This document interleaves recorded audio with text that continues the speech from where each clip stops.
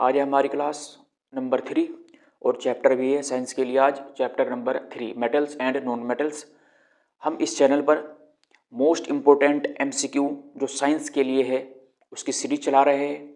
Already 2 class upload कर चुके हैं इस चैनल पर। अगर अब तक आपने वो नहीं देखी है तो डिस्क्रिप्शन में आपको लिंक मिलेगा दोनों क्लास का, वहाँ पर जाकर आप दोनों क्लासेस देख सकते हैं। आज हमारी क्लास है 3 और चैप्टर नंबर 3 है। आज फिर हम स्टार्ट करते हैं। जो अभी एग्ज़ाम होने वाले हैं यूपी बोर्ड या CBSE बोर्ड, आप किसी भी बोर्ड में बैठे हो 2026 में, साइंस का सब्जेक्ट अगर आपके पास है तो दोनों के लिए ही बहुत ही बेनिफिशियल क्लासेस होंगी। ये most important MCQ direct exam based, इसमें आपको क्वेश्चंस मिलेंगे। आज हम क्लास का स्टार्ट करते हैं। क्वेश्चन नंबर 1 है आज का, पढ़ते हैं question. Which metal is liquid at room temperature? कमरे के तापमान पर कौन सी धातु द्रव होती है? 4 ऑप्शन है। आयरन यानी कि लोहा, मरकरी, पारा, कॉपर, तांबा, एल्युमिनियम।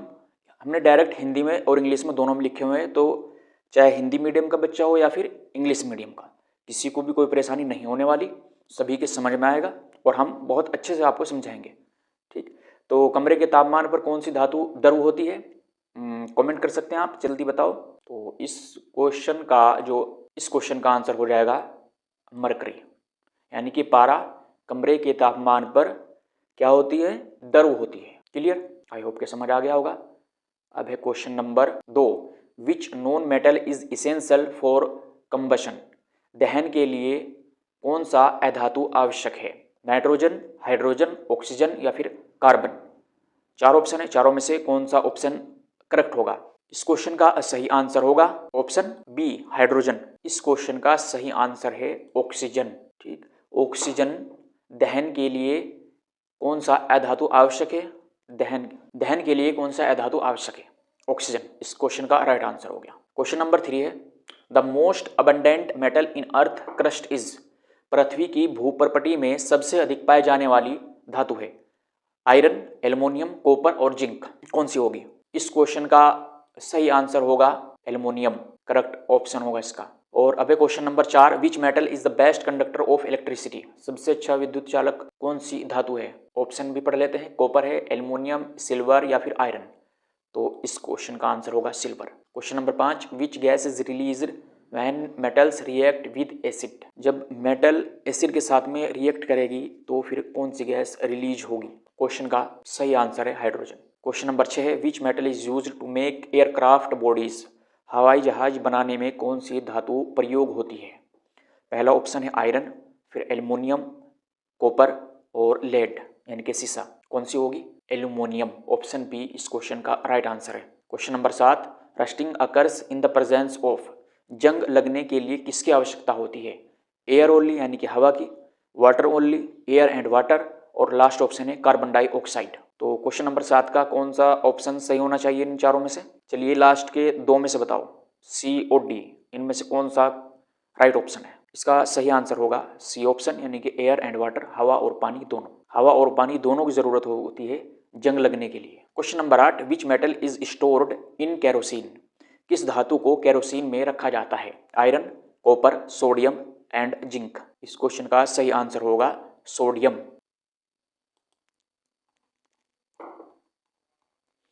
क्वेश्चन नंबर 9 है आज। The process of coating iron with zinc is called?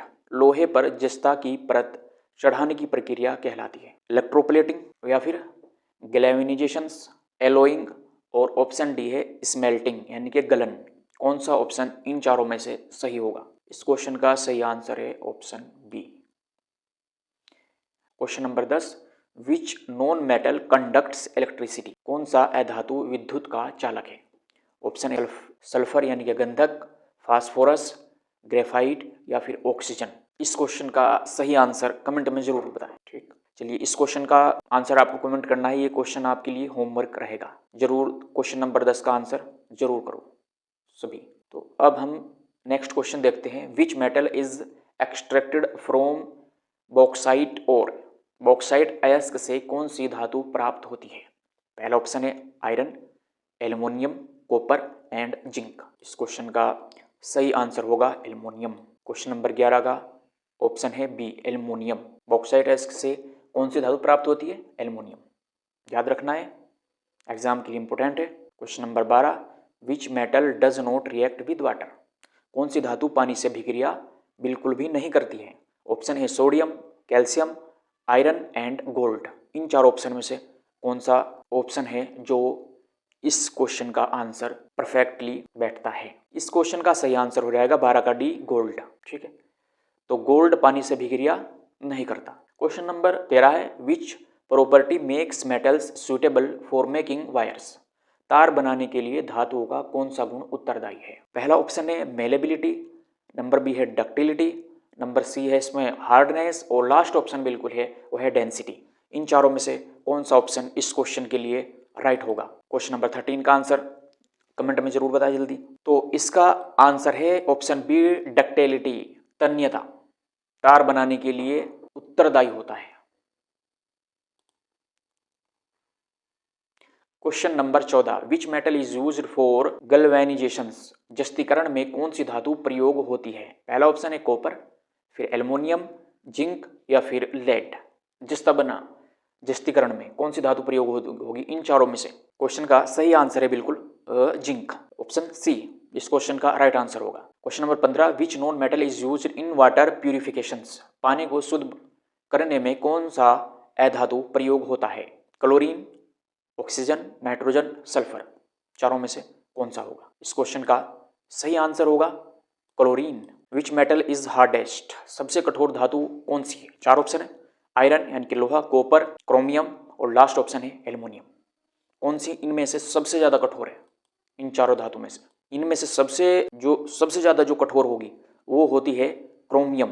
Question number 17, the chemical nature of metal oxides is, धातु ऑक्साइड का रासायनिक स्वभाव होता है। ऑप्शन है एसिडिक, न्यूट्रल, बेसिक और लास्ट है सोल्टी।